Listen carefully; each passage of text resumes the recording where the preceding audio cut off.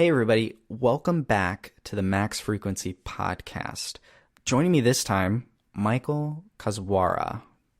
Say it right again? No, that sounds great. Okay, Koczwara. Michael is a freelance writer, and him and I have actually worked adjacently together for at least a few years at IGN when we did Wiki guide writing stuff. And I used to always see Michael has this icon that he had on IGN, and it's actually his icon here on Discord of like some fire and just orange fire and blue fire. I'm not quite, maybe you can tell me the origin of the picture, but it's just this ball that kind of meets halfway in the middle with these colors. And I would see that little picture pop up everywhere in every wiki all over the place. So I've known about Michael for a long time, and we've never really spoken. And so I wanted to reach out to you, Michael, to actually get to know you and talk with you, because I've never talked to another wiki person besides the actual IGN people. Yeah. No, yeah, and it's same story. It's like I've seen you around everywhere. I've seen you on Twitter, but like there hasn't been this actual discussion like there is now. This is the first time after what, like 6-7 years? I don't remember how long ago you started, but that's kind of my range. Yeah, I started. What was it? I want to keep saying Days Gone. That is not the name of it. I guess the first one I was paid for was Tales from the Borderlands and Dying Light. Dying Light in 2015. So yeah, about 6-7 years. I did some Donkey Kong Country Tropical Freeze was technically the first one I worked on, but that was back when I was a fan and was just like, how do I do this? Right. I'm just going to do it. So, I mean, honestly, that's really kind of the main thing I wanted to talk to you about was our stories writing wiki guides, because I feel like a lot of people use guides but don't necessarily know how they're made and how they come about. Yeah. So what's your story with doing wiki guides? Oof. It depends how far you want me to go back, because I can go way back. There's so many details that I could try not to include. But go as far back as you would like. Okay. I will go back over a decade ago. Do it. So, okay. Here's my deal. I currently still run. I have my own website. It's called Mario Party Legacy. It focuses on the Mario Party series, of all things, the Mario Party series. I started that when I was in like junior high school, something in that range. It was 2008, so whatever that was for me. We're old. That's the point here. Didn't do any guide work there, but once I started to branch out beyond just covering Mario Party, I started to include guides. So some of the first guides I did were, it was Paper Mario Sticker Star, New Super Mario Bros. U, Luigi's Mansion, Dark Moon, a lot of the like 3DS era games. And with Mario Party Legacy, it was successful enough that I was able to get myself some press tickets to E3. And since I'm from Arizona, so I'm very close to California. It's a 6-hour drive. It wasn't like this huge cost thing to go, minus hotels and all that. So I had started going to E3 in 2012. And I have since gone every year since, until, until last year. 2020. Whoops. That sucks. But yeah, in 2013, I was in the Nintendo booth. And I believe that was the year where they had like a media hour, where 1 hour before the show floor opens, they let media into the Nintendo booth. And you just got to circumvent a lot of the lines and the busyness and all sorts of things like that. And I remember once that media hour was coming to a close, I remember seeing Sam Claiborne from IGN. He was there playing a 3DS game. And I was there with my friend, and I was saying like, oh, there's someone I want to go talk to. I know who this is. I admire their work and blah, blah, blah. And I was just sitting there waiting for the right moment from like get up and get away from this game so I could go talk to him and introduce myself. And my friend, who was a lot more, is extroverted the right word? I don't know. He's very jump into the situation. He kind of dragged me over there while he was still playing this game and kind of pushed me into that situation to talk to him. And that's exactly what I did. I introduced myself, chatted for like 2 minutes, and we exchanged business cards. And from there, I was able to email him later and ask about Wiki work. And I think it would have been August or September when the Wonderful 101 came out. I was assigned to that as my first Wiki guide project for IGN, and that's where it all started. Yeah. That's awesome. That you've actually been, not only you went to E3 once, but you had been going for years. I'm extremely jealous. E3 is kind of always it's, for the longest time, it's probably been a lot of people's dream to go, not just as a fan, but as someone in the press. So that's actually super dope. I only have like little artifacts from E3 because of Logan, my friend Logan Moore. He's gone a couple of years. He actually snagged me like the Last of Us Part 2 vinyl they had there. Ooh, and the Spider-Man newspaper that they did for that. I actually have the Spider-Man paper frame. That's fun. And then Brendan Graber, who writes wikis over at IGN, he snagged me one of the Zelda coins from the Breath of the Wild year. Nice. That's awesome. And it's so good. I'm forever indebted to Brendan for snagging me that. Your story actually isn't too far off from mine, except for the fact of meeting him in person, in the sense that it dawned on me one day. I was working at a Kmart, and I used to work stock, like, putting things on the shelves and organizing the stock room. And when you're in the back of the store, I'd listen to podcasts. And it dawned on me one day while listening to Podcast Beyond that people get paid to talk about video games and write about them and do this stuff. It just kind of clicked. Can you imagine? It's a job. And I thought, I want to do that. And so that became my goal going forward there from high school and stuff. And one thing that Greg Miller always said on that show was start your own website, get in front of a camera and do all this thing. So I started to practice those things he told me to. I made a blog at Go Left Gaming, which is still up there, goleftgaming.wordpress.com. That name rings a bell. Yeah. Yep. That was inspired by a Miyamoto quote about, rewarding the player that goes left instead of right, probably in a 2D plane.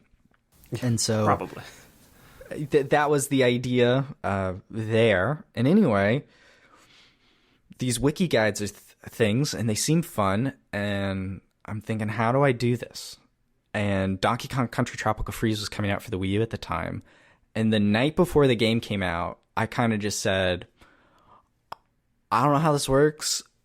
I'm just going to write the guide for Donkey Kong. Now, of course, in the back end, IGN already has a writer. I think it was Andrew Eason, if you're familiar with him. That's another name I haven't heard of in a long time. Yeah. Right? And so he was the assigned writer, and I downloaded the game the night before, and the next day when I could play it, just started writing, doing the first level, and somehow I don't know how it was working, if they had a code beforehand or not, but I was putting things up there, trying out this new capture card I had gotten, and I start tweeting back and forth with Sam, like, how do I do this? And suddenly we're DMing back and forth ideas for the design of this guide, and he puts me in touch with Andrew, and I'm helping out with that. And was 2014, I would have been just in the end of high school, beginning of college. And so I only did the first 4 worlds of that game, but I also wasn't paid, so part of me feels bad for stopping, but the other part of me is like, well, I wasn't paid for it. Yeah, but it got me it got my feet wet. And then I did the same thing for Hitman Go, because I really liked that game on my iPad. And at the time, mobile wasn't a place they were experimenting with wikis, and they didn't have a lot of people, so that was good. And then I did all the videos for Captain Toad Treasure Tracker. But I somehow, again, because I wasn't paid for that, I I just put them all on my YouTube channel. Wait, so And up, somehow up to those this are point you were sti- not paid yet for all those things you Yes. mentioned. All those things were mentioned, yes. And then one night, or I guess it was a day, I emailed Sam just kind of out of the blue and said, hey, is there an opportunity? Like, is there a way I can be paid to make money for this? And they had enough budget in their freelance to hire me, and they brought me on board. And my first game was supposed to be Dragon Age Inquisition. Ooh. What happened there? Thankfully, I didn't end up on that. I don't know how that happened. Maybe I really forget why they didn't give it to me. So then my first game ended up being Tales from the Borderlands, which was perfect place to start. A little more straightforward. Yep, episodic. You really just got to play it twice. And then Dying Light was my next game, and that was really big, and it was a lot. Yeah. But that's kind of how I started. It's just threw myself out there and said, hey, please pay me if that's an option. And it turns out it was. I think that's a whole different discussion, is working for free, payment, things like that. Like, my perspective has changed on that. It's changed quite a bit over the years, and I feel like I'm in a place now where I don't want to say I respect myself enough, because it's a different I think mentality. you know what you're worth. Yeah. Like, I could never do that now. But like back then, when you're first starting out, I don't know, you're just so grateful for everything, and you're just so happy for these opportunities that I totally agree. Yeah, there are some guides that I really probably did more than I should have for it. Yeah, absolutely. You know, sometimes you just, in my head, especially earlier on, like one game I did was Until Dawn, this horror decision-based game. Still super early on in my wiki writing deal. And actually, it's the only game I ever got mailed early physically. Like, I didn't get a digital code early. I got the game physically early. Nice. And I still have it, and the barcode is like punched out on the back. I don't know what the thought process was there. Okay. But I still have it. It's kind of fun. And so I'm playing this game, and it's decision based. It's constantly saving, that type of situation. And the save got corrupted. Like, I lost the save. I'm halfway through this game. It's maybe 8, 9 o'clock at night. And I'm like, I either go to bed and just restart it in the morning, or I go get some Red Bull and I play it. I get back to where I was, and I got the Red Bull. I stayed up all night just to get back to where I was. And I definitely would not do that now. I would say I will do this in the morning. Yeah, because when you're first starting out, you're so willing to just do everything. Like, oh, hey, can you also do this extra page? Like, oh, absolutely, 100%. I'll get on that right now. And I mean, I'm not saying that that's not how. Like, there's that eagerness is maybe not as extreme, and the urgency to get things done is kind of still there. But we also we recognize that this is the amount of work. This is what I'm getting paid to do, and as amazing as it is to be able to write about games and to guide people, like, I really love the idea of being a helpful resource, not so much reporting or being critical. There's like this side of being aidful, and just that whole world speaks to me. I don't know. It's just something really nice about providing a page, a help guide that somebody greatly benefits from and is just so thankful for, right? I got so into it, I forgot what my point was. But go ahead. I actually kind of had that a reminder of that recently. I'm in a different Discord channel for this podcast network that I listen to, Relay FM, and I'm a member, so I get in their Discord, and they have a games channel, and someone was asking for like Switch, or maybe it was the IG. I don't remember. Maybe it was the IGN Wiki Discord. Either way, someone was saying that they were going to play Celeste for the first time. Ooh.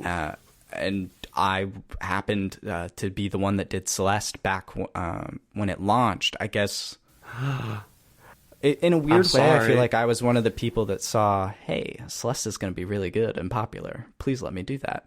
And I did, and that game. Yeah.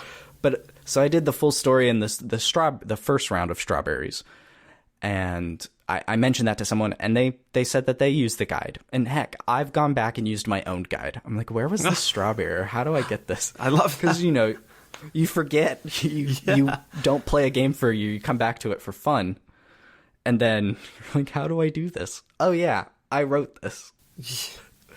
And that's just always, there's a part of it, even though it's a wiki and anyone can go in there and change things and add things, which is it's a separate layer of this side of the work.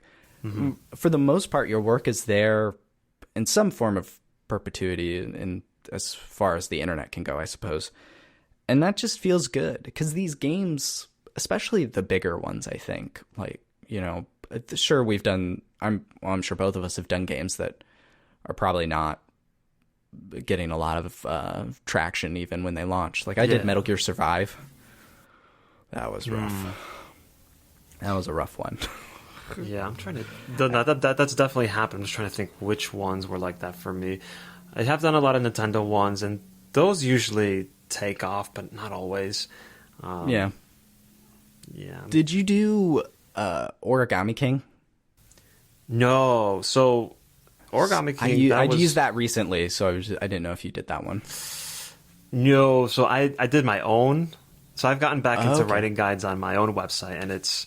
I think this is part of like the know your worth thing, because I just I'm at a place now where it's just, I guess, not to get into too many details, but it's not as financially. It doesn't make sense financially to write guides for another website when I could do it on my own, and it just in general, like my Origami King guide from last year, I did really well with that, and I think I'm like the second result on Google when you search for that, and only beaten by That's IGN. awesome. Like it's IGN; they were going to beat me no matter what I had. It's really. But like I benefit from that to this day. Like people still, I can go and check right now. There's probably about 10 people looking at different pages, and that I don't know. I'm that's where I'm at with that with IGN wikis. I think that makes a ton of sense, especially bigger games like that. Mm-hmm. It's something I think about doing sometimes too, like finding a game and doing almost doing like a guide for myself in that way, and having more control over the creativity. And one of the things I think for writing for a big site is when a game comes out, especially bigger-ish games, when they first come out, there is a rush to get as many pages up as possible that cover the top hits, secrets, tricks, the trends. All that stuff to trend on Google, to generate more clicks, which generates more, it's a business. Yeah. And there's a push. And I've definitely been guilty of ignoring, friends and family, like, sorry, I got to do this work. I realize this is probably a bit much, but like I helped with Red Dead Redemption 2. Mm-hmm. And I went to Indiana for like a Christmas vacation break or whatever, and I brought my PS4 with me. And I was like, I have to hunt this legendary cougar. Like, it has to be done. In hindsight, probably could have waited, or they could have given it to someone else or whatever, but I've done my fair share of probably giving too much to just writing for other people in general, not just wikis for IGN. I've written for DualShockers, and I did my fair share of commitment there, maybe overcommitting to stuff, and they at the time weren't paying or paying very little, and I understood that going in. It's not a fault of theirs. I was doing it because my friends were there, and it was a way in, and like I got to go to my first PAX through them, which is great. So I understood what I was walking into. I was in my 20s. It wasn't like I was blindsided by a very tiny paycheck. Yeah. But now I kind of feel like, yeah, I know what I'm worth, and I know what a guide would require of me. And then, so I have to pick and choose there. And the tricky thing with guides is that sometimes you just don't know until the game's out. You don't know how long it is. You don't know how much commitment is required. You don't know what trends are going to need to be covered. Oh, yeah. It could be, the Korok seeds, for example, big trend, will also big commitment, or it could be just a simple trending page on Pokemon where how to catch this one specific Pokemon. You can do that in an hour or two. It's not a Korok commitment, but equal levels of trending, right? And you can't predict that. Unfortunately, as freelancers, we just don't really know how to, or are too scared to say, hey, like, this actually is going to be a lot more work. I should probably be compensated for that extra work. It's unfortunate. Really, I probably, and I just feel, I feel more comfortable saying this, maybe just because the guide it's been a while for this particular one, but one of the better ones for me on just the financial end was The Witcher 3.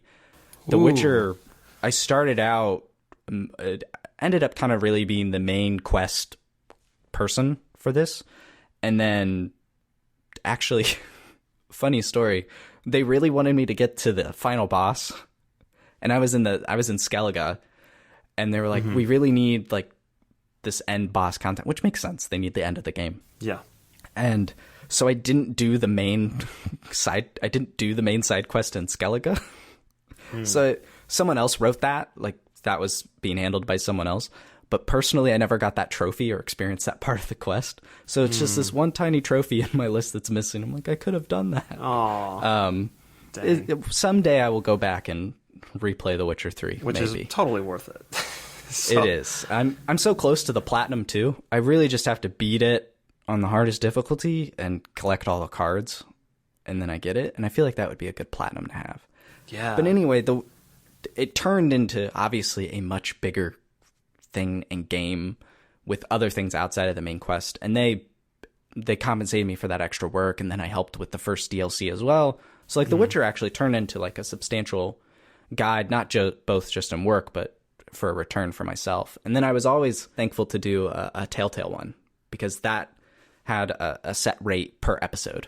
So you could count on at least 5, chunks there. So those were always kind of the better returns. But, Zelda, like Breath of the Wild is pretty big. Metal Gear Survive, just because that game is so bad. And at the time, and this is a personal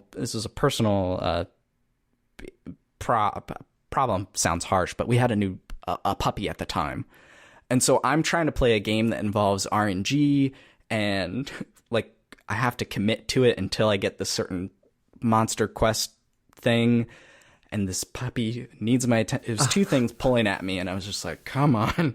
Oh, I love that. Yeah.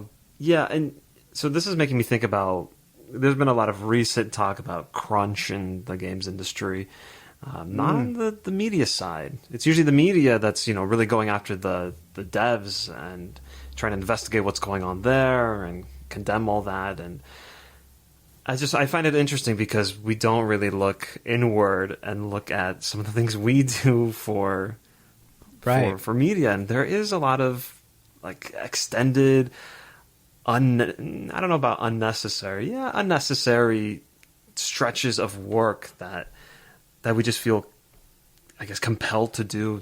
We feel that it must be done. I was doing Fortnite. I did Fortnite wikis from the original season 3 to season 8. So all of season 8 completed. And good gracious! Like, oof! I can't imagine doing Fortnite. Ugh. I mean, it was fine. It's just that I was getting so sick of it, just having to do it every week and cover every event and cover every new set of challenges that were for winter or for Halloween or whatever. And I would also cover the season launches. And that's just like a mega drop. It's a mega dump. Yeah. And I was up I wouldn't sleep all night. I was just up all night until the next morning, just getting everything in as quickly as possible. And like, it's not very healthy. It's not good. Not healthy at all. So that's what this conversation is making me think of. Yeah. You feel it's weird because there's a compulsion and desire. At least I have a desire to like deliver the best whatever I'm working on, the best guide, the best story. And when I look at a game that I'm working on, let's say I have like my list here and kind of scrolling through of what I've worked on in the past, of just Cuphead. Oh, I did Cuphead. Ooh. Oh boy. Right. Hard. Yeah, really hard. And my roommate at the time, he bought it just for fun on his PC. And he was getting further than I was. And I was like, come on. I'm the one that needs to be good at this game. That pirate boss. When I beat that pirate boss, I shouted so loud. It was so great. But I'm really pushing it. I did, I don't know if you've ever helped with their Black Friday wiki. Have you done that before? Oh, did I? I don't know if you've done Black Friday, but I've done like commerce stuff. So I did a Black Friday one year. And after that, I didn't do a commerce like Black Friday one again. Because obviously Black Friday happens during the week of Thanksgiving here in the United States. And I remember Thanksgiving Day and the day after and just being sucked into, they need me to do this. Like, because, that's what Black Friday had turned into and still kind of is to this day. And I realized what that did on me and my family that year. And it wasn't fair to myself and them. Yeah. And, when they asked the following year, I just declined. I was just like, I can't do it this year. Yeah. And they understand, and there are other people that are willing to do the work or can and are content with it. But sometimes there's a push, man. And it's weird. It's a balance of personal, like I have a desire to do this. I want to do this, or I'm playing this game and I'm loving it. Like Breath of the Wild, I was extremely happy to like play that game. And maybe the Korok seed stuff started to wear on me a bit, but covering the dragons in that game, that was so much fun. Just living and breathing in that world. I was playing the game anyway. Like sometimes that there is that happy marriage of personal game time and work and writing. I remember I was fortunate enough to do God of War 2018. And I remember getting the email that I had gotten a code early. I was actually... And before the game came out, I had just replayed God of War 1 through 3. I didn't do the spin-offs, but I did 1 through 3. Like, God of War was on my mind. And I got that email, and I was actually at an art show with a friend and Abby. And I told them, I was like, I got God of War. And we stayed at the art show, but they could tell that I was, like, very excited to leave. Like, I didn't say, all right, time to go. I finished my commitment. But when I got home, I was so excited, Yeah. And I wanted to do the best there. But then there are other times where it's just, I definitely did more than I probably should have. And it's hard. Even with personal projects. I mean, I've had the same thing. Sometimes I work too hard on personal stuff. I just get in this zone of, I want to do this and get this done and be the best. Or do the best I can, not be the best. But this isn't Pokemon per se. But, I want to do my very best, and I push myself to do that. And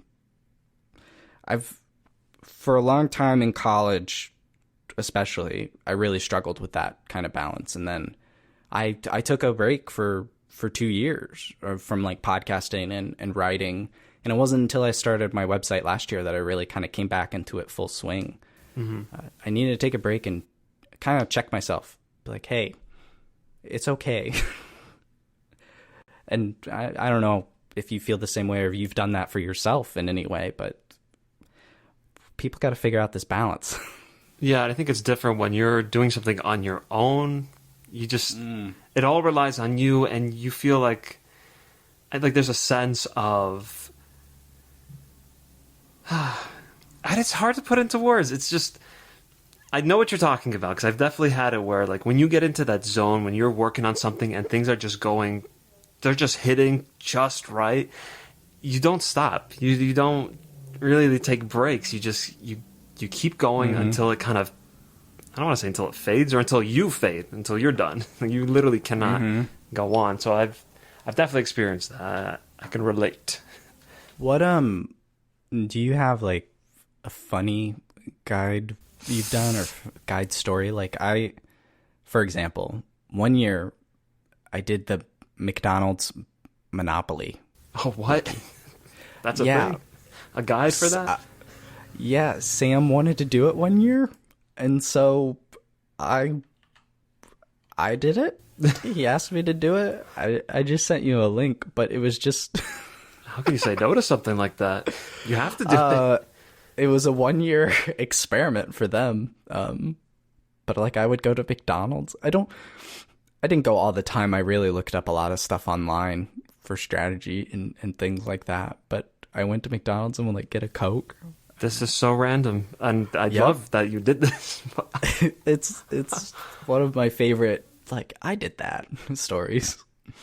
Do you have stuff like that? Or did you always work on, like, real good, serious games?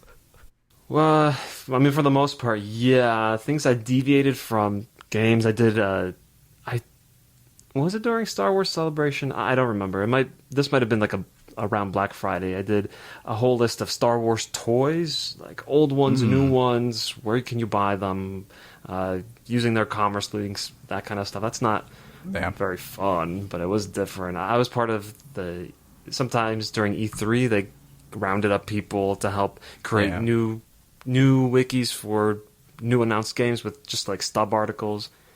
I did that. I don't have anything I wish I had something like Monopoly. That's awesome. I think the coolest / funniest things I've done was Monopoly. And then, do you remember when Hitman, I guess the reboot of Hitman, was actually episodic? Do you remember that? I do, yeah. So I did the first 3 episodes of that. They didn't, as far as I know, maybe they did. Maybe they went to someone later. But as far as I was only the first 3. Like, they canceled the contract after that because their Hitman content was promoted with someone at that time. So I got sucked in to actually help write scripts for one of their, like, tips shows. And I had never written a script, at least for someone else to read. So they helped me workshop it a bit. But there is a video out there with Naomi Kyle saying a really bad joke that I wrote, like really, really bad. It makes me cringe to this day. Do you remember it? Exactly. No. It was something like psychological torture, or like it was along those lines. Like I remember the kill. You dressed up as a witch doctor and like poisoned this person in the Italian level, the Sapienza. Like I remember the kill and exactly what the setup was, but the joke was there. I'll put a link to it in the show notes, but it was something about like committing psychological torture, and I think the victim, like, it involved their parents somehow. So there was a really bad.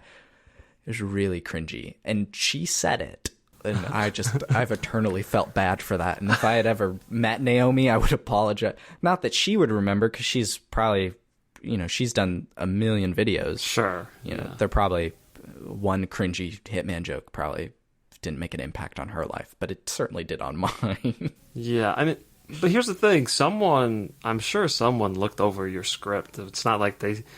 Oh, they did. Sean, it was when Sean Finnegan was there and Destin Legary. Like, people looked at it. They loved it. It went through and it was approved, but I think it was really bad. I'm gonna have to. You'll have to send a link. I'm gonna have to. I'll find it. See it in person or see it in video form. So I'm still thinking of anything that's fun. So no, nothing as cool as that. But I do have some stories of where things went like really bad. I mean, those can also be fun in hindsight. My worst wiki, and I always say this whenever anyone asks me, was my Monster Hunter 4 wiki. Ooh, I could not get into that game. It never clicked. And if you're writing a guide for it, that is bad. It needs to click. You need to know what you're doing. And I think by the end, I had a grasp of how everything worked and what to tell people to help them. But man, I just did not enjoy. Like, I had a terrible time. I dreaded it every time I had to boot up that. It was on a 3DS, by the way. So think of Monster Hunter on a little tiny screen like that. Oh my gosh. Every time I turned it on, just nauseous. Every time I had to write, it was terrible. I don't know if I'm pretty sure I finished it. I don't know if I completed all of it. It's weird. Sometimes there's never like a point where you're officially done. There's always something extra. There's always maybe an extra page you forgot to do, or there's an update. Things have changed. Do you continue? I don't know. It's unclear sometimes. There's never actually sometimes there's now you're done, but sometimes it's kind of just vague and you're like, I feel like it's done now. Exactly. I did the final boss, so is that it? Does this count? Usually, yes, in my book, but not so much in everyone else's book. I would agree. How did you get capture on the 3DS? Oh, yeah. So before I even did wikis for IGN, I discovered this person who was selling 3DS capture cards that you would attach to the bottom of your 3DS, and I mean, it would like hook into your game. So I wouldn't attach it. I had to send my 3DS in to some guy in Utah, the guy that was doing this, and he would unscrew the bottom of the 3DS, attach this extra capture card on. It has a little USB output thing, and then they send it back, and you just plug it in, and it works. That's actually really cool. I'm jealous. Honestly, I think that's part of why Sam was interested in having me on, because I had my Paper Mario and Luigi's Mansion guides, and they had these nice images that even they didn't have access to that kind of stuff. Right. So I think that was part of it, yeah. Yeah, being able to capture, especially odd's hard, not the right word, difficult hardware or difficult games, definitely makes it more enticing. That was kind of why I talked to Jared Petty about the Hitman Go one at the time, because recording on the iPad was easiest if you had a Mac, which I had/have at the time. Mm-hmm. And so that made it a bit more enticing. But if you could really capture a 3DS or Vita, I've gone through a PSTV rabbit hole lately, and just figuring out how to get that stuff out to the TV is fascinating. If you can capture it, it makes it even more enticing. Yeah. I recently put Homebrew on my 3DS and my Wii U, and part of the community there, the people have figured out a way to basically stream the 3DS screen to the Wii U, which then would allow you to capture it. It's incredibly laggy. Like, it's not feasible for production purposes or even like game streaming on Twitch or something, but it is kind of cool to see Super Mario 3D World on the TV, which is fun. So hopefully, that community could keep going, because 3DS capture, as far as I'm aware, is kind of like reduced. Like that product doesn't really, it's harder to get that now. Yeah. I remember it was Katsu Kitty, I think, was in Japan. She was doing a lot of, or they, I should say, was doing a lot of it. And that and the Vita, but I believe Japanese law changed the laws surrounding modifying consoles, and that had to go away, unfortunately. Oh wow, was not aware of that, because I do remember there was either the guy in Utah or something going on in Japan. That's all I remember. Yeah, there was a My Life in Gaming video where they went to Japan and talked about 3D. Try got his 3DS modified, and then shortly after that, that business shut down because of the laws in Japan. It's quite a bummer. But yeah, I've always wanted to capture, like, the the 3DS and DS have always eluded me as capture. Really, it's just point a camera above it and go. But that's not as clean as having direct video output. Yeah, I'm very picky about that. Like, I can't do that. I can't do the camera. I have to find like the direct. Yep. I gotta do it. I'm with you. If I can't get direct footage, I don't want it. Even things like I've seen even on the wikis, like and I understand not everyone has access to all sorts of capture cards or even the programs or whatever, but sometimes I see images that were not taken directly. Maybe a video's playing on your screen and you kind of have to crop it out of your desktop, and that's your image, and like that stuff drives me crazy. I can't do it if it's not like all uniform 1280 by 720, whatever the resolution is. Like it, I don't know. I'm very, very specific with stuff like that, and that's part of why it's nice when you do your own guides outside of another company. You get to like stylize everything, the graphics, the whole layout. It doesn't have to fit in the wiki format. You can put images where you want them to fit. You can optimize them for mobile just like you want them. It's that stuff's nice. Yeah. So what's your favorite part of making a guide? Ooh, what's my favorite part? All the tedious stuff, the very like getting the images, and I'm going into what I don't like, apparently. I don't like doing the very tedious stuff, okay, like the gathering all the images and renaming files and uploading them and inserting them into the wiki. That's a very turn your brain off kind of moment. You just have to get it done. I guess my favorite part would be, I really do like making location lists. So I'll do a walkthrough, whatever, and you'll find, playing Uncharted, you find your little treasures, whatever, and you scatter them through the wiki, right? But when you make a list, a location list of all, I don't want to use 900 Koroks as an example. That's terrible. I don't want to do that. That's a long list. But I think I did Mad Max. There's like 100 historic relics or something. I don't know.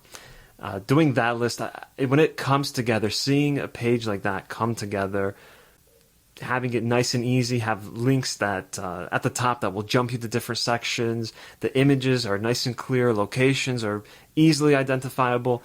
That kind of stuff, it makes me so happy because I imagine myself as someone who just looked it up, is on this page, and like how quickly will they be able to get the information they need?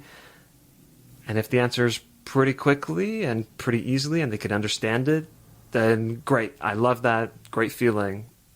I think that's my favorite. Yeah.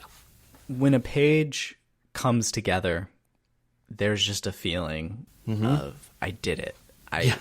Not only is like how to get this artifact like answered, the raw question answered, but it looks good while telling that information, and it's clear and communicates it. Oh, I love it. I always liked logging so I'm sure our processes I'm 100% sure different in the way that we do things, but toward the end I really kind of found a system that I enjoyed where my particular capture setup, I would just record long chunks and I would write in a notebook what I was doing with timestamps, and then I could go back into the video, and if I was looking for, like in God of War, Odin's Raven number 27, I would have a timestamp for myself that I could go back and just find that screenshot rather quickly. And I liked organizing that information on my end. And maybe that was just because it made production easier, but for me, I enjoyed that. I enjoy organizing the information. Okay.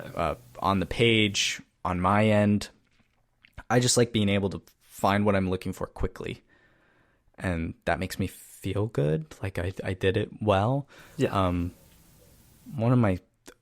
And the inverse of that is one of the saddest things is I just I didn't have the external hard drives at the time, and so I don't have any of my footage. Like I don't know if you keep your raw footage and old stuff, but I I don't have any of it anymore. Oh And no, I'm don't feel bad. I would have to have like dozens and dozens of terabytes to keep all that. Yeah, I know. Part of me enjoys having my first time through playing a game in a weird way. It's almost like a video diary of just how I approached it. And I wish I could have kept some of that stuff, but obviously you can't because it's so massive. Yeah, and it's not weird because I relate to that. I think I maybe starter just wanted to kind of compile everything into one large video, low quality, and then upload it somewhere just so it exists. I did that for Death Stranding. Well, that's a cool thing that you did that. And I can look back at it, and I mean, you probably will never look back at it, but just knowing it exists, that's cool. Yeah, I didn't do the guide for that. That was just me playing the game before The Last of Us Part 2 came out. I needed kind of something to occupy my brain, and so I finally went back to that game and fell in love with it. But also at the time, I had gotten a new capture card, and so I wanted to play with that. It's the Elgato 4K 60. It's the standalone one. They have such a long name, but it's the one that you can just plug in and it records right to an SD card. Yeah. Do you know that one? So it didn't require me to use my computer to capture, which was great for playing personally. So I would just, every time I played Death Stranding, I recorded it, and then at the end of it all, I took it all and put it down into a 5-minute video. And watching Death Stranding at like 5,000% speed is pretty hilarious. Oh, that's what you mean by 5-minute video. Oh no. Oh, I put the whole game. No. Oh yes, the whole thing. That's actually kind of cool. It's kind of like Breath of the Wild's like, here's where you've been. Like that's the little map detail thing. It's unlisted video. I probably should just list it for kicks and giggles. There's no music because YouTube copyright is weird and I get scared of that very easily. But I thought I had a lot of fun with that. Oh no. I'm looking at 25 it now. hours. That's no good. How do you watch this? Part of me wants to know what would happen if I took that video, put it back into Final Cut, and then slowed it down 5,000%. Like, what would happen to the video quality and detail and stuff? I'm sure it would just be absolutely crushed. There have to be like chunks completely just gone, missing, like frames that just could not exist anymore. But it's I had a lot of fun with that. I want to do that with more stuff. I think that would be a funny. Honestly, that's probably a really funny video series that would work out really well, and I just haven't done that. And maybe that's my $1 million idea. I'm just sitting on it. And this could be this could be your test run. It's just been sitting unlisted on my channel for over a year. Well, almost a year. I did it June of last year. Is when that video was published. See, it's not too late. You got time. I got time. So I do want to. I feel like I've been generally negative about this whole process. We've gotten into a lot of things that were not the most positive, not the most exciting to talk about. Is it okay if we talk about some things that that we had a great time with guide wise? Oh, of maybe course. Our favorite guides? Oh my gosh, yes. Because you're right. We've probably been a little more negative than I even really originally intended. I'm sorry, I led the charge on that. I'm sorry. No, like I mentioned at the top of the show, I've never talked to another freelancer about this. Like, none of my friends that also write video game news or for websites and stuff have really done guide work like this. I think I have some friends that have done guides in the sense of BuzzFeedy click style articles of how do you do this thing with Arnold Schwarzenegger in Mortal Kombat, like, very, I mean, honestly, that would be a page in a wiki at IGN. But no one I know has done the full scale of it. And so just being able to talk about that with you, probably unearthed a lot of it's a lot of work, but it's also a lot of fun. So please share the stuff you love. Yeah, so I've done one of the big highlights through. I have to count, but I'm pretty sure I've done minimum 50 full guides over the course Holy of smokes. 6 or 7 years, and throughout since 2013, I've been a part of the Pokemon guides every major release, starting with X and Y, and then what is it, Omega Ruby, and whatever, the whole thing. Most recently with Sword and Shield, Alohan something, Sun and Moon, yeah. And those have always been. I like when it's a big wiki, when it's a collaborative effort, not just with. Those are fun. Especially when there's like communication, right? So when I did, which one would it have been? I think it was Sun and Moon. I don't know if you had the chance to work with Casey, for example. So I worked with Casey on Pokemon Sun and Moon when she was still a freelancer, and we were like going back and forth, constantly communicating on what we're working on, and hey, let me help you with this, or vice versa. And I don't know, when there was like a team effort, it just felt.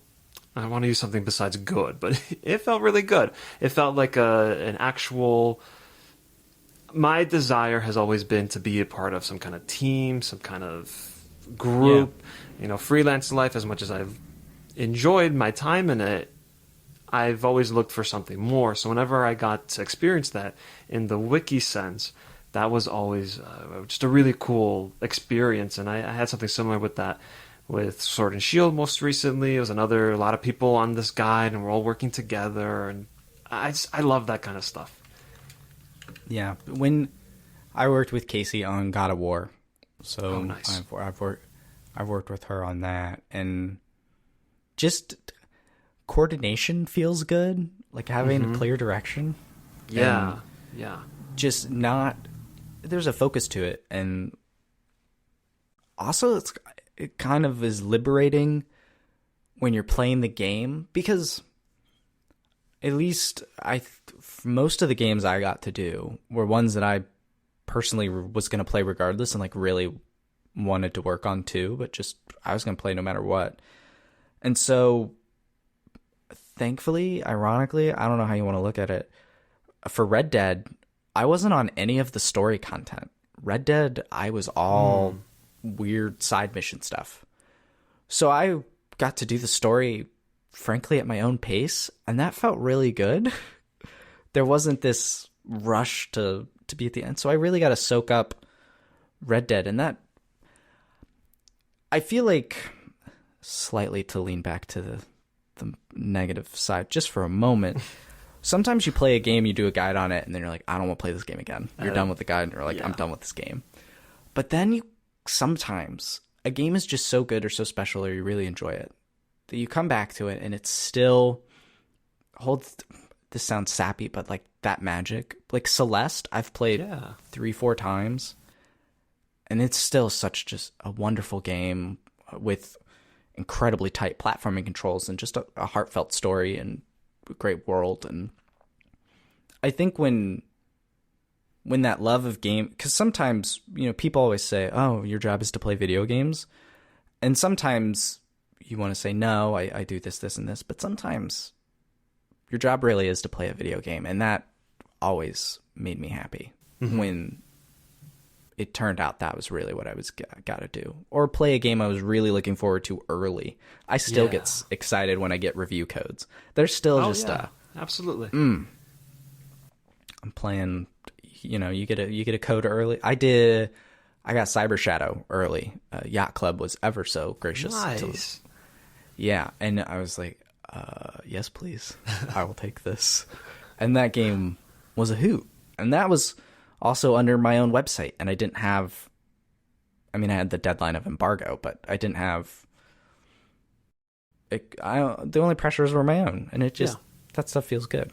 And videos, I love making videos. It's for that stuff. It's good. There's so much good in it. It's not all negative, I promise. Just go a little bit back to, because it's so interesting. I'm always scared when I'm about to do a guide. I'm wondering, is this going to amplify my enjoyment, or is it going to amplify my hate for this game? Because it usually goes one way or the other. don't often Yes. find that. It's just my experience writing a guide is the same as if I played it normally. And I'm just looking through my list here and just looking at some of these games. I remember Yoshi's New Island, that 3DS game that a lot of people didn't like. I actually ended up liking that a decent amount because I had to find all the collectibles and I was able to focus in on the things that made that game a little more challenging. I think that's a pretty straightforward game, and people who played it probably, were just annoyed with the aesthetic and it wasn't challenging and it was just kind of basic. But if you kind of dove deeper for guide purposes, that ended up helping a lot. But then I look at things like Mass Effect Andromeda, and oh no, I just remember I see the name. I just remember doing these quests and thinking, why am I doing? What is the point of this? Why should I even be writing about this? So that made it worse. Same things with. Have you heard of Agents of Mayhem? Yeah. I wrote a guide for that too, and the mission structures were so similar that I didn't know what to write about anymore, and that made it suck so bad. There are those games where there are parts that are so repetitive, and you're trying to think of how can I reinvent the same thing. Exactly. Oh, you got to spice up the writing for your own sanity. I felt like that with Dying Light. There were these just statues to collect. Mm-hmm. There was no trophy tied to them. They were just statues to collect. And I was like, why am I collecting these? There's no purpose to this. But then on the other end of that, there are games, like you said, that really it enriches your experience of digging in deeper. And I feel like I got that with Breath of the Wild and doing a lot of the deeper side stuff that I normally wouldn't have. And like Just Cause 3, I did. Okay. And that was just so silly and fun. And I just kept going from island. I even actually used, this is maybe in hindsight, this was unhealthy. But I used my Vita for remote play while I was at my, at the time, girlfriend, now wife's house.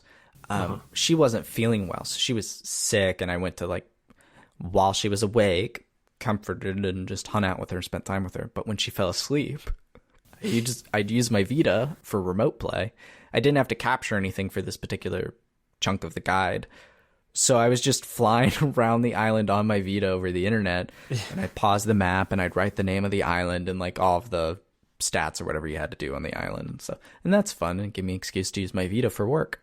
Yeah. Justify that purchase. Put that to use. That actually reminds me, we brought this up earlier about your process. I kind of just wanted to bring up how my process has evolved. The way I used to write my guides, I would play a chunk, say a level or a world or whatever. I would just play it on my own. And then afterwards, I would have that video file, maybe 30 minutes, maybe an hour, and I would go through it and write everything down, having the knowledge of everything that's happened and whatever. I've since stopped doing that, mainly for time-consuming reasons.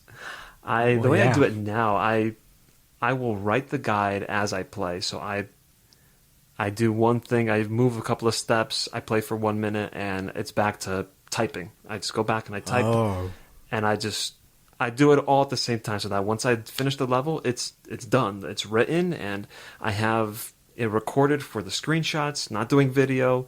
If I was doing video, that would be a different story. But yeah, that would be unusable video. Yeah, that would no good, bad. But yeah, that's my process now, and I don't remember, you were bringing up your process. Did you say that that's how you used to do it or how you currently do it with the note-taking and organizing?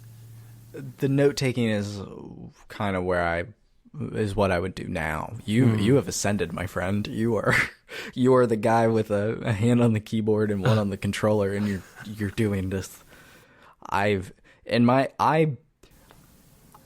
do almost what you... So I guess I'm taking notes while I play. Yeah. So if I'm doing a quest or getting a collectible, I will, and I'm recording at the same time. So I'll do the thing, go get this red coin. I will do the whole thing, and I'll play a little bit ahead. So I have something to cut off on the end to like fade out of, so I'm not just standing there at the end. Some sort of action to fade out in the editing process for the video. And then I'll just stop moving and I'll take notes of roughly the timestamp I'm at in the video and what that was. And I develop a shorthand usually for each guide so that it's quicker on that end. Yeah.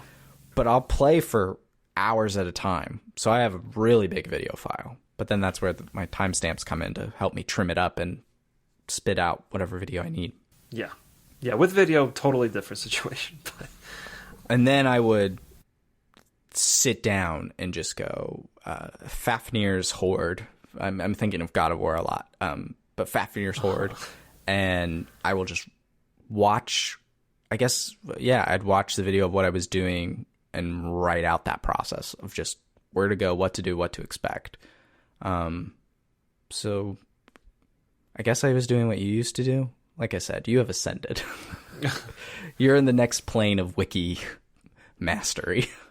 Oh, gosh. Do I want to be Seriously? there? Does that... I don't know, but you definitely have developed a much slicker, faster process, it sounds like, than what I was doing. I'm just more conscious of my time. Like, I can't spend... Because usually, if I remember correctly, it was always like, oh, we expect generally 2 weeks to finish a game. Never happened. It was never done in 2 weeks. Oh, that never happens. No. Doesn't matter what the game is. So, I'm trying to scale it back. You're definitely handling the use of your time much better than I ever did. But, guides aren't really the only thing that either of us write. And you've done the thing that I didn't / never could really do, which is you do freelance stuff full time, right? Like, this is your job, not just guides, but freelance writing, correct? That's correct, yeah. So, like, this is your job. And so what else do you write about? I see your posts and stuff and you stream, but how did this just were wiki guides first and then news and reviews and all sorts of articles for different outlets, or did wikis kind of come in the middle? I remember you were talking about, Mario Party Legacy, but like, how did you become like not a regular, but a freelance writer? Yeah, so I was pretty much doing wikis exclusively for I want to say until about 2016, and that's around the time where I realized, hey, if I want to get anywhere in this industry, I have to branch out. I can't just keep doing this. And so from there, I started writing for other websites, and I started branching into some news and doing some reviews and features and whatever. And it's gotten to the point now where even just with IGN, not even looking at other outlets, I've just think of any kind of editorial content, and I've done it in some fashion. I was even doing things for social. I did like a Snapchat feature one time, and in 2019, I was managing their homepage. That lasted for about a year. Like, I did a ton of stuff. And all within that, I was trying to just expand my experience. So I was writing for CGM Magazine. I was doing news for them for a while. And then I was writing for... Oh, man, who else have I written for? I have like a whole list. Your website has a big picture. Exactly. I'm looking at it now. So I did stuff for Nintendo Life. I wrote a feature for PC Gamer, did some TV stuff for Collider. A lot of these are like one-offs. So like Kotaku, I did a feature one time. Oh, right. I started writing for The Hollywood Reporter. That was really cool. That lasted... See, come on. how did I forget that? That lasted for about a year. And then more recently, I've been writing for a website called Ven.tv. Fortunately, not writing for them anymore as of 2 weeks ago.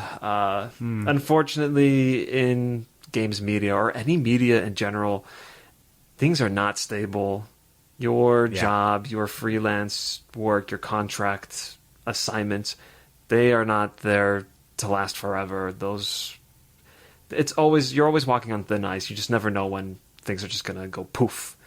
I have plenty of pitches that we're already in the stages of like being accepted, or I've already written an article and things have just had to be killed, just circumstances outside my own. So I feel like I'm going into a whole different direction. But yeah, I've written for those websites, and I do a whole bunch of stuff. Yeah, that's me. Do you like do you thrive off that freelance lifestyle of just bouncing around from publication to publication with pitches all over the place, or are you still I don't know if you ever were working towards just finding one website and being there as a writer, editor, whatever. If that was ever your goal, I don't want to put that on you, but like, is freelance for you? Is this like the life you like to live as far as writing goes, or is this still just means to an end? All very good questions. I would say that thrive is a very it's a big word. A lot of please energy. Tweak and edit any word I used. No, I don't think I thrive on freelancing. I would say that is not my thing. I do understand that freelancing is the road to go where I want to go, and yeah, I do want something full time. I want some editor position. That's all that stuff has been the goal. So if I'm not doing that, then I'm freelancing. So it feels like a stepping stone to somewhere else. And it's just interesting that I'm talking to you now about this because, once again, a publication, I have to stop working with them. They shut down or whatever the case may be. And I'm sitting here now thinking, okay, so I guess I'm just jumping to another place. And I don't know. I'm doing a lot of thinking this month, and I don't know if that is something I want to do. It's been a thing for months now, or at least not months, at least a year, where I've been looking at other parts of the industry. It's not just games media. There's writing in all sorts of places. There's stuff for narrative design within games. There's copywriting for different websites. There's marketing. There's community type roles. And I've been really focusing in on where could I take my games media experience and talents and fit somewhere a little more stable. Games industry as a whole, not the most stable thing, but I feel a little more comfortable working at a developer or a studio, or I'm assuming here. So that's kind of where my mind has been drawn to. And now with this most recent, you're out of work again, I'm just really honing in on that and looking to see what I could do to make steps, what I could do to lead myself in that direction. I no longer remember what the question was, but here we are. I get that feeling, though, I never did freelance full-time in a capacity like you. My freelance was IGN, and I did Dual Shockers for a bit.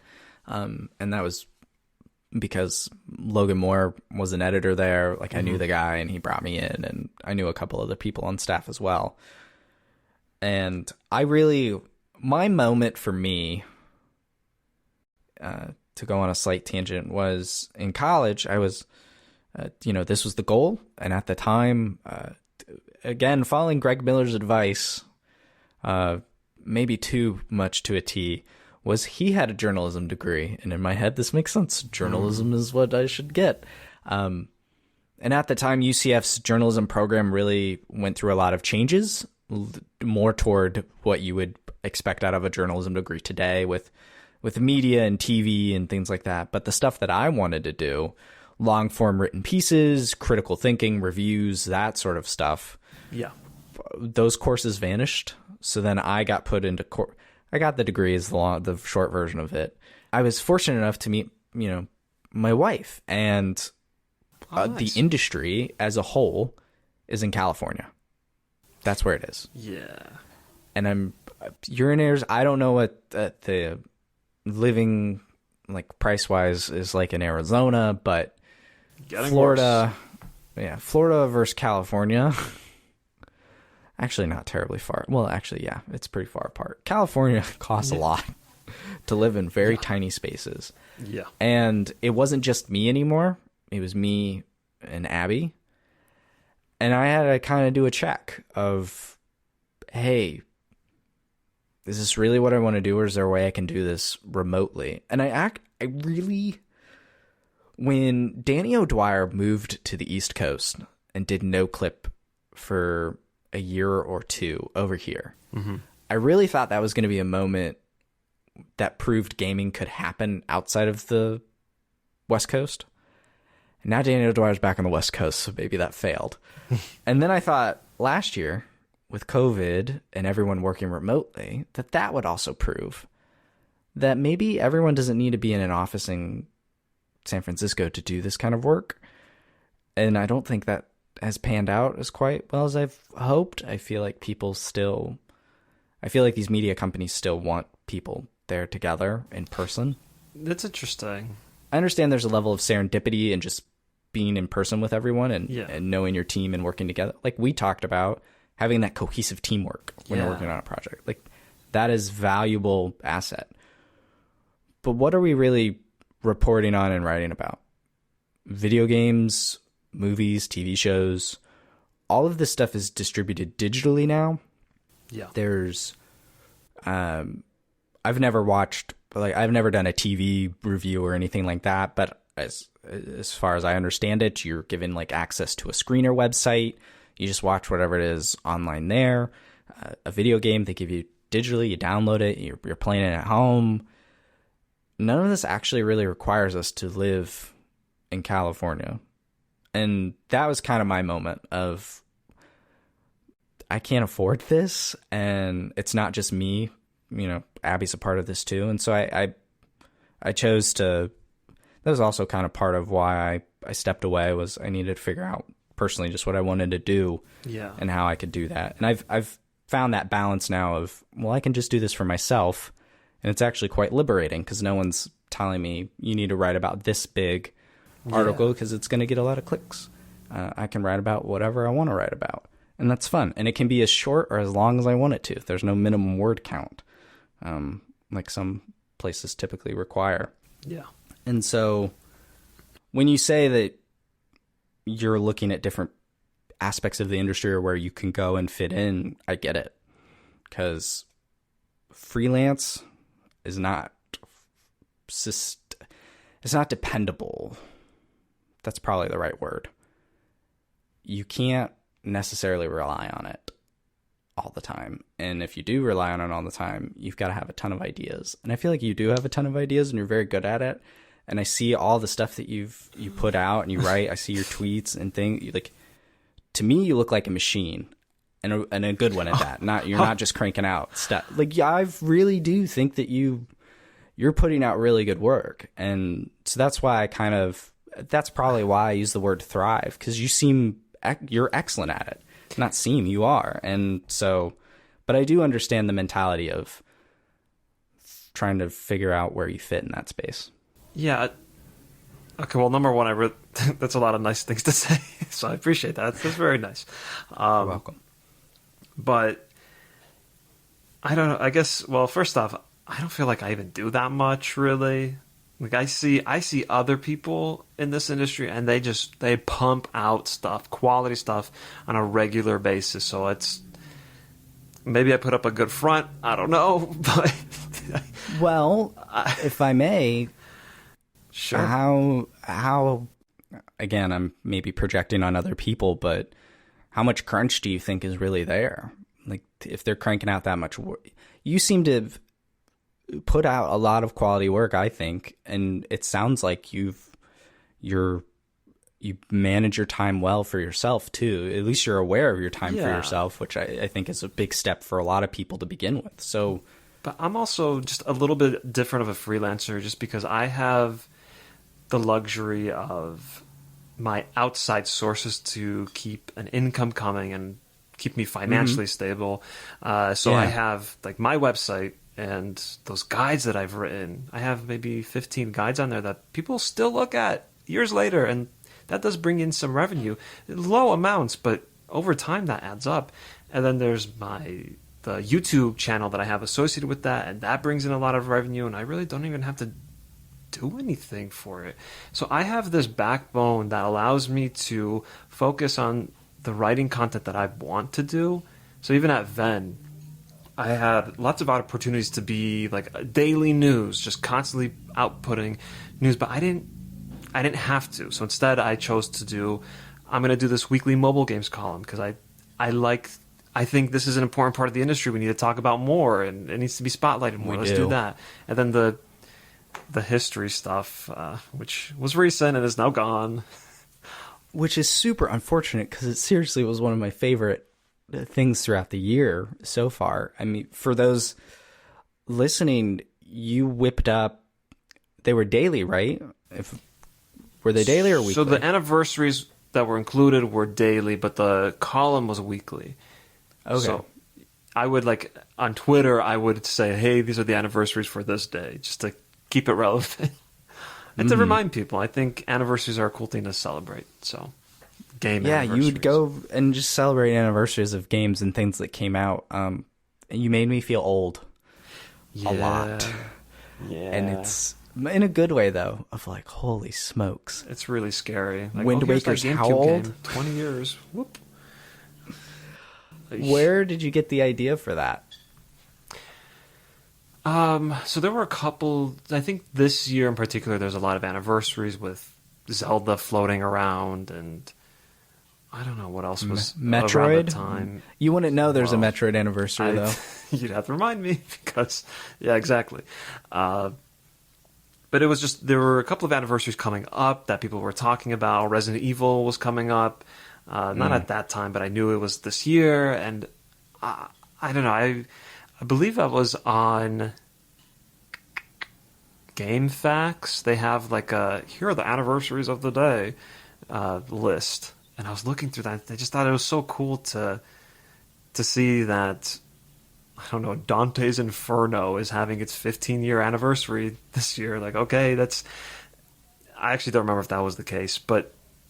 It did have an anniversary recently, and I think it's just cool to be reminded about these games and just to remember, hey, that was actually a really long time ago, or hey, it's not as long ago as you thought. A couple of the inverse. I wish I had this pulled up to look at, but there were a couple of anniversaries that I thought, whoa, I thought that game was 10 years old. It's only been 4 years, actually. And that can either be good or bad, depending on the game, I suppose. I saw, I think this week, Link to the Past had its 29th anniversary, which just, oh man. Well, to me that sounds right, actually. Well, it does sound right, but also, it's crazy that we still talk about that game and hold it up in such high regard. Yeah, it's gonna be interesting with the. I mean, it already happens, but the N64, PlayStation 1 era, I don't know how many of those are going to hold up and continue to hold up. Hey, man, some of those games will never die. Well, they won't die, but they might.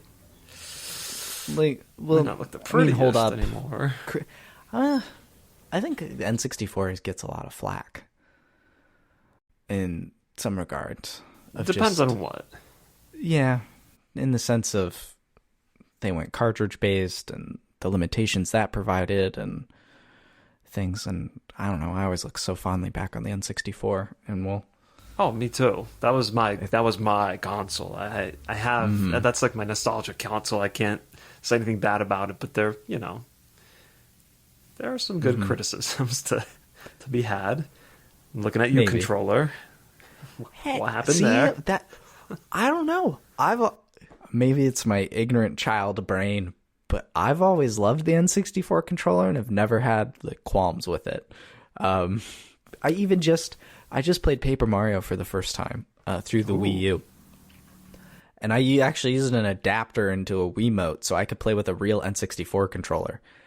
And it was I like it. I think it feels good. It works. It's just why is this extra arm the left arm that no one actually ever held?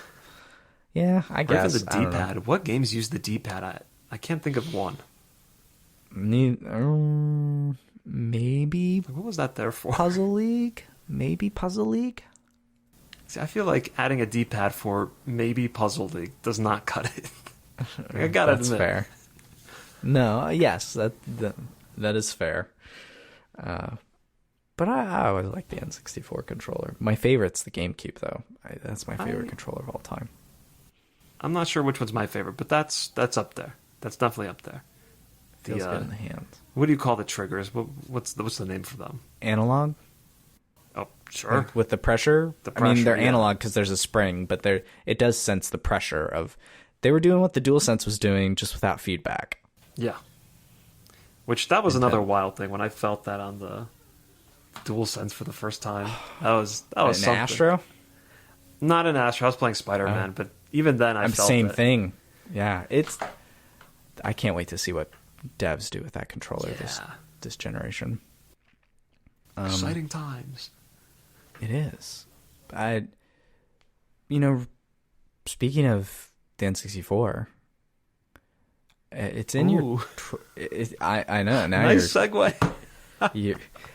Well, it's in your Twitter bio, if I remember correctly. I'm hoping I remember correctly.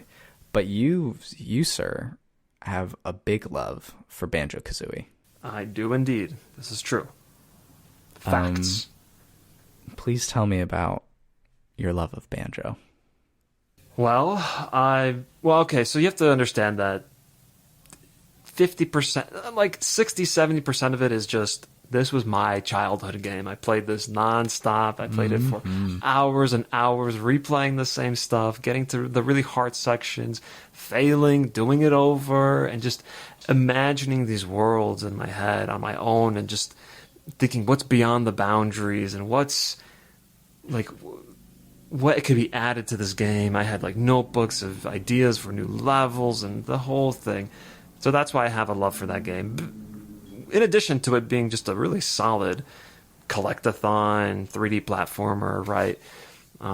Looks really great for the N64. It's got great music. It's got humor. The characters are good. I think comparatively to something like Super Mario 64, which is really great too, and plays differently as well. I think it's just such a step up in what a collectathon can be, or 3D platformer, right? So I love it for all those reasons, and today I love it especially because I'm very interested, and I don't want to say involved because I do a lot of lurking, but I'm a huge lurker of N64 mods and hacks and things like that. So when I found out that Banjo-Kazooie was going to have a modding tool released that will let you edit objects and import your own levels, I became very involved in that scene, and I still am to this day. So it's kind of... Banjo is part of my life at least once a week, and it has been for years and years. It almost sounds like the technology is there now for those childhood notebooks full of ideas to come to fruition. Exactly. Yeah, I mean, those were terrible ideas, but yeah. But you had the right idea. Childhood Michael, if you could have told him at the time and been like, hey, someday you'll be able to actually make your own Banjo levels on the computer, and it probably would have blown his little mind. Absolutely. 100% it would. I have so many questions because recently I've dipped my toes into like the world of mods and just things and playing them. Actually, quite frankly, it was sparked by one of your tweets last year mentioning Zelda: The Missing Link, this fan game for like what was the idea? It was set between Majora's Mask and Ocarina of Time. Right, exactly. And I was like, this sounds really dope. How do I download this? How do I play this? So I got, an N64 emulator on my computer, found the Ocarina of Time ROM, and patched the whole thing and played it. It was so much fun. I was like, people are out here making this stuff? It's crazy. It's so my first, I guess, train of thought to try and keep this organized in my brain are the things that you make on the computer in your Banjo tools and stuff. Is that playable on real N64 hardware? So I actually get this question a lot from people. Okay. So yes, but playing on an emulator versus playing on real hardware, the limitations are different. So when I create something, I test via the computer, and everything checks out and works. But I do not personally test on hardware. You're going to the resolution will be a lot worse, and that's kind of just a given. But in terms of the N64, the console itself, loading up whatever it needs to load, it could chug, it could lag more. Things you won't really run into on... Just needs more fog. More fog. Yeah, I'm sure that'll just boost performance perfectly. Yeah, so the answer is probably it'll work, but it needs to be tested and then optimized if you actually want to focus on hardware. So really, you just primarily is you design and play for the computer. Yeah, which is totally pretty fine. much. Because the closest I've gotten to designing a game would be something like Mario Maker. Sure, very simple 2D tile editor. How do you, as a fan and not primarily a developer, correct me if that's not fair to say, but just how do you design for like a 3D space and doing that? To me, that sounds hard. Well, the nice thing here is that, and I just want to make it clear that this is all like for fun. This is just a nice little hobby that I have, which I've incorporated into like, this is the thing I stream. So like, this is my thing. People like this. Cool. But so like when you say like, am I a developer? No-ish, but probably no. And I do recognize that this is, this engine, this Banjo-Kazooie engine is not mine. This is a modification. That's why I prefer to use the word modification over hack, just because that's what these mods are. They are, you have the base game and you create a patch that will add and change things, but you're not actually making something of your, like, you're not making a brand new game. You are modifying an existing game. You're tweaking the things that are already there, just modifying or shuffling it around to that was part of what was interesting to me about Missing Link. Was it wasn't go here and download our game, it was download this patch file and apply it to Ocarina of Time. And it's interesting because you would think that would be more of a legal problem, but I think it's actually the opposite. Because you are just creating a patch, no one's going to go after you because you made a patch for something. Like, what can you do with that? It's when people create actual fan games and engines with IPs that are not their own, those are the ones that usually get taken down. So I'm trying to think of some, like Super Mario 64 HD. That was like they created that engine to replicate. I downloaded that as soon as that went up. And that was good because that probably went down pretty quickly because that was a fan game. Same thing with, what do you call it? ASMR2, the Metroid. Another Metroid 2 remake? Yeah. Yeah, same thing. That's their engine, and that's why it was taken down so quickly. Then these ROM hacks, these mods, it's a different mentality, it's a different approach, and I think that's what keeps them alive. It sounds almost like a legal gray area that companies don't seem that aggressive about pursuing. And I could be totally off base here, but I feel like because Microsoft owns Banjo, maybe they're a bit more lax about it than I'm aware Nintendo. Of this. Yeah. I honestly haven't checked if did you see that Metroid Prime 2D demo? I did, and I was like, oh no, this is a fan game. Yeah, you have this concern. My thought, if I see any of this stuff, I just go download it now, worry about it later. I haven't checked if that's still up or not, or if Nintendo has come and said, take this down or else. But with Banjo in particular, I feel like you're in a safer like, Yeah. you're in better company because Microsoft seems slightly more chill about it. Yeah, and this is going to sound a little silly after everything I just said, but okay, so to acknowledge what you just said, yeah, with Microsoft, I mean, I'm less worried. I do think they are more chill, and especially with it being Rare, I think Rare has always been a little more supportive of things like this.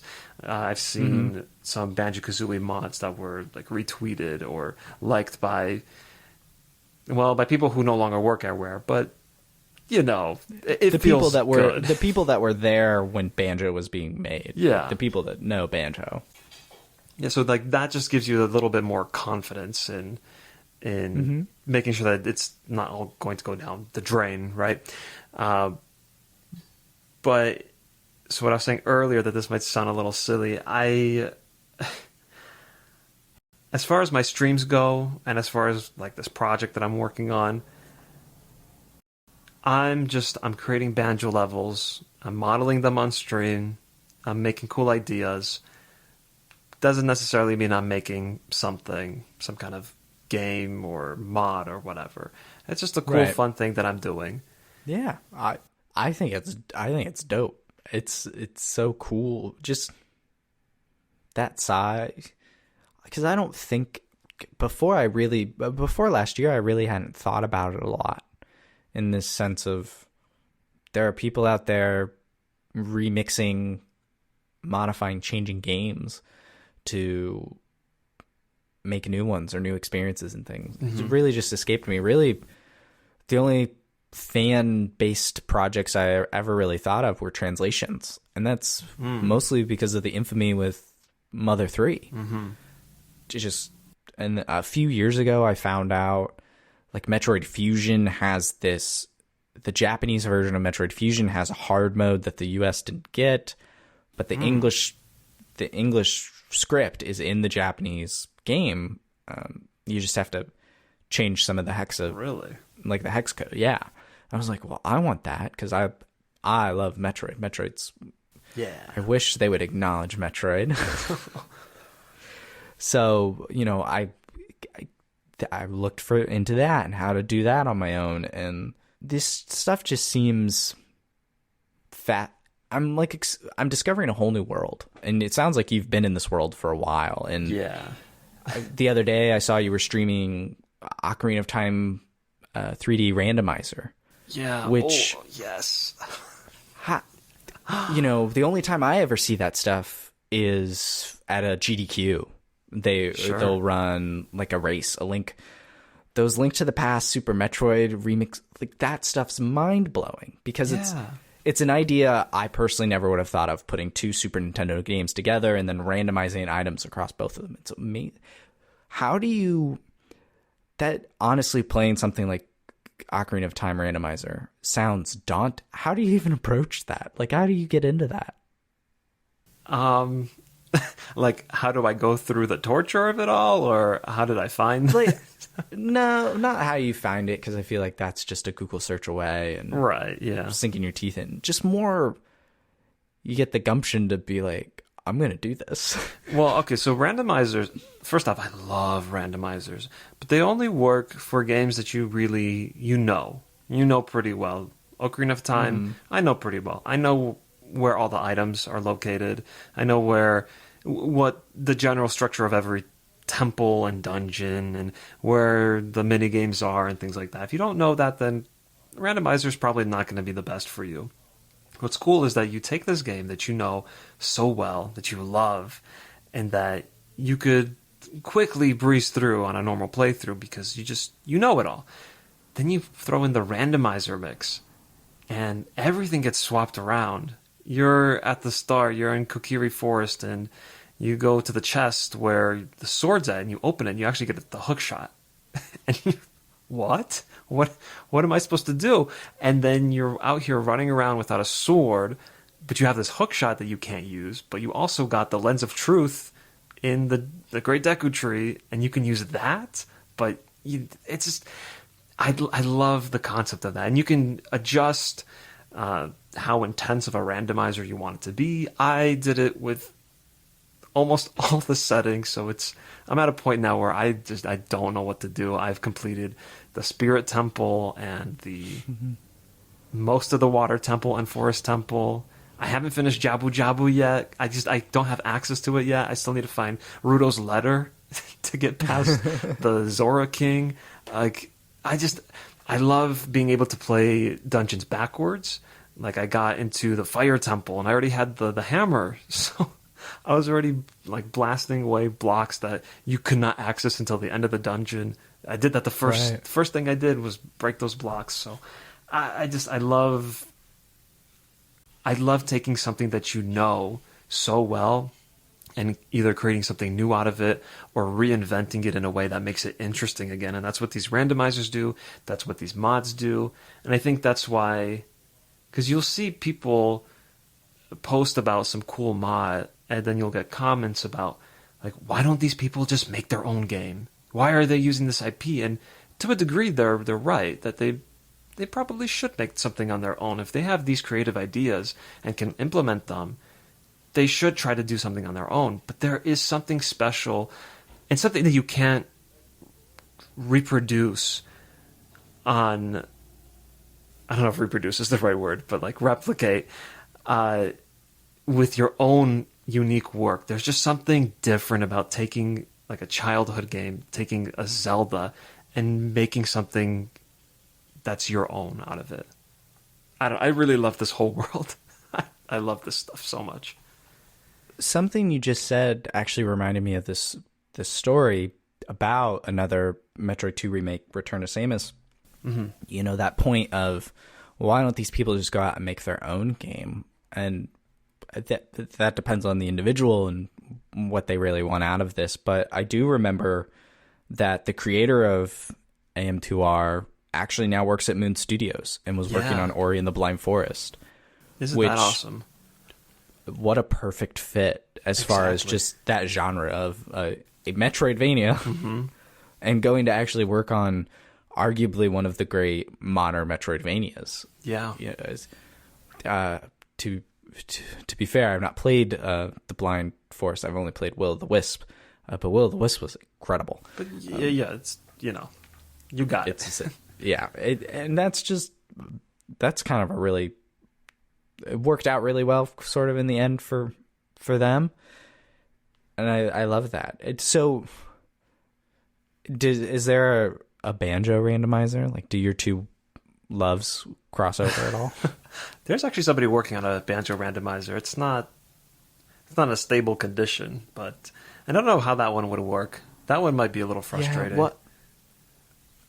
It's been a long time since I've played. Honestly, I never owned Banjo or Tooie for the N64. No. But I played it because neighbor kids had it.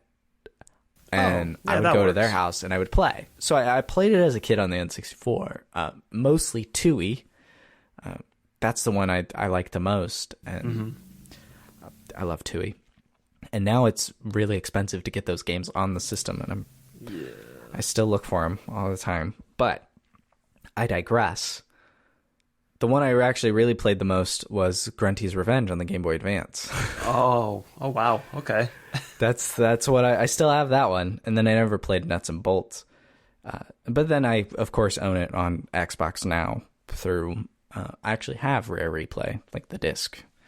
I feel like it's weird to say you own an Xbox game now because everyone just seems to have Game Pass. I'm having trouble remembering. Because the idea of a randomizer is really, well, you can correct me if I'm wrong. In my head, a randomizer is just shuffling the items, but are they shuffling doors and like where you go to? Some randomizers let you do that, but that's like Chaos Edition. I don't know if you want that. Because I'm trying to think of what items Banjo would mix up on you. That's the thing. Banjo didn't really have items, right? He had eggs. Well, that's what you could do. You could... Because there's 100 notes in each level, but there's also collectibles that you don't really have to collect, like eggs, feathers, and things like that. So you could swap those so notes are in places where an egg collectible might be, so that would make it kind of different. But Beyond that, I don't know. Yeah. You probably have to focus more on like mixing up enemies. Like this enemy should not be in this world, but here it is. Mixing up maybe moves, that would make it too complicated. I don't know. It works better with games that are more. I don't want to say Banjo's linear, but I would say it's. Well, I don't know. They like Ocarina have of a Time's- structure. Yeah, it's like if you need this to open this door, or go Right. here, type of thing. And the thing with Zelda is that if you get an item early, you might be able to access a different location early as well. Right. But in Banjo, if you learn a move early, well, that move's not relevant until World 7, so it's kind of Right. pointless. So that one's tricky. That one's a little tricky. It is. And just to make it clear, when you do these randomizers, when you compile your randomizer for the first time and you create your seed, your version of the game that's unique to you, these items that have been randomized, it's actually random, and you're not playing a version that somebody else is playing. When this happens, the randomizer follows a logic so that you cannot like soft lock, or you cannot just end your game because happen chance says so, right? There is always something you can do. And I'm at a point right now with this randomizer where I've been streaming it, and I actually don't know what I'm going to do on Friday. I'm out of ideas. I don't know where else to look for additional items. I've been going through all the grottos. I've been doing the mini games, the gold Skulltula tokens. I've been trying to find everything, and Right. I don't know what else to do. But the answer is somewhere. It's not that the game's broken, like I hit a dead end. It is possible. It's not like it randomly put what you need behind a spot you can't get to. Exactly. There is, so that would instill confidence in me. That's how I approach some puzzles, like in a game. It's like there's a reason, there's a solution here somewhere. I've just not seen it, and maybe I need to step away and figure it out, or look up a guide. That's what we're there for, right? Yeah. Do you play these on real hardware, kind of to tie back to your mod and stuff? But is this on your, like for Ocarina of Time, for example, you're playing the 3D version. Is that on your 3DS?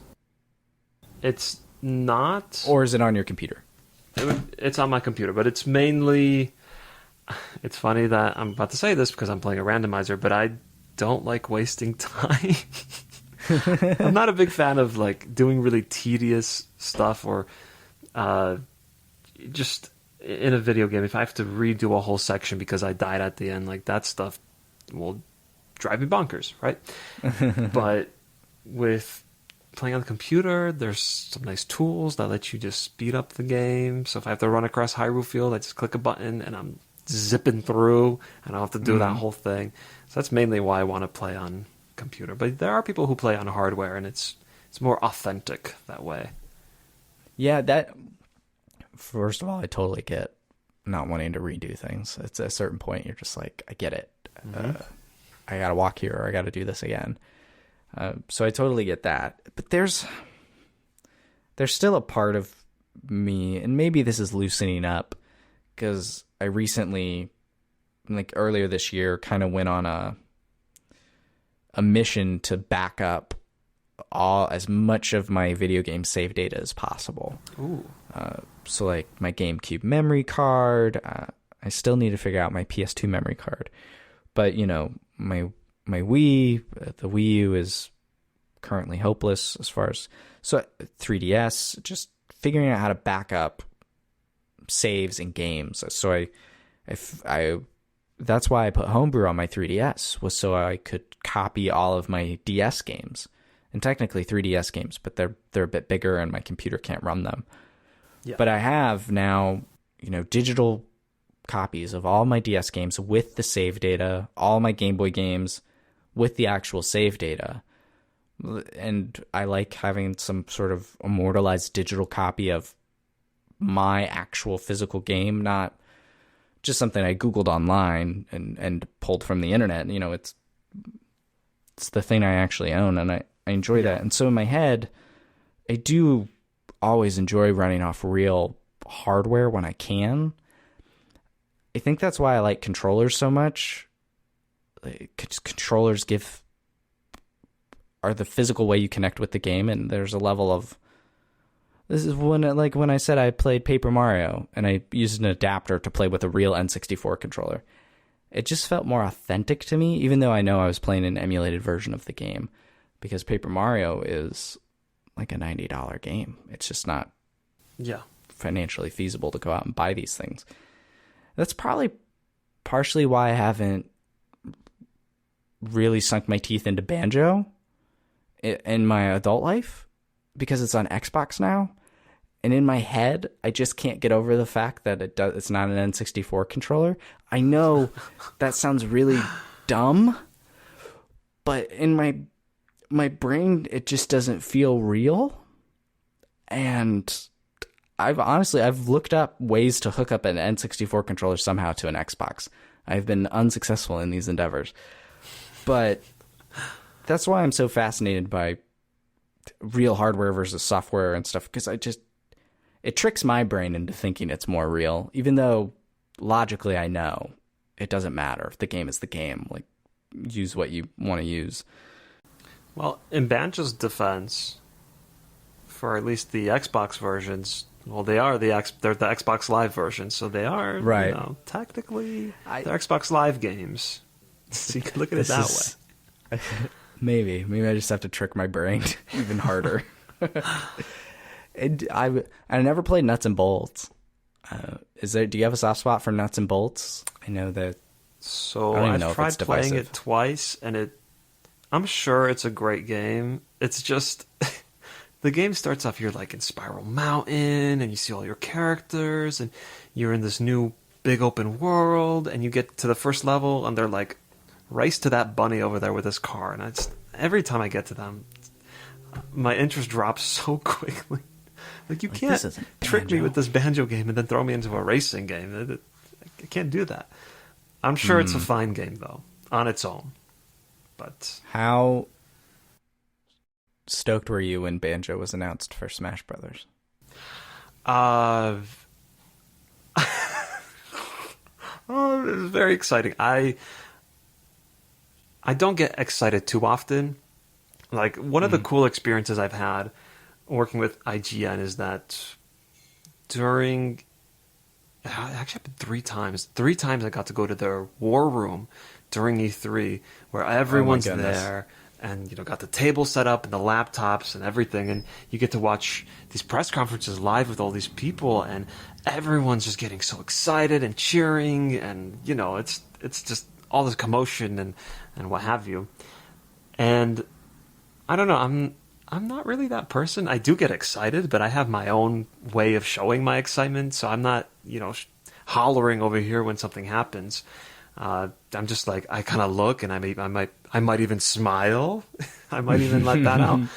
But when Banjo was announced, and this time I was not in the war room, I was just watching on my own. When Banjo was announced, I'm pretty sure I audibly yelled something.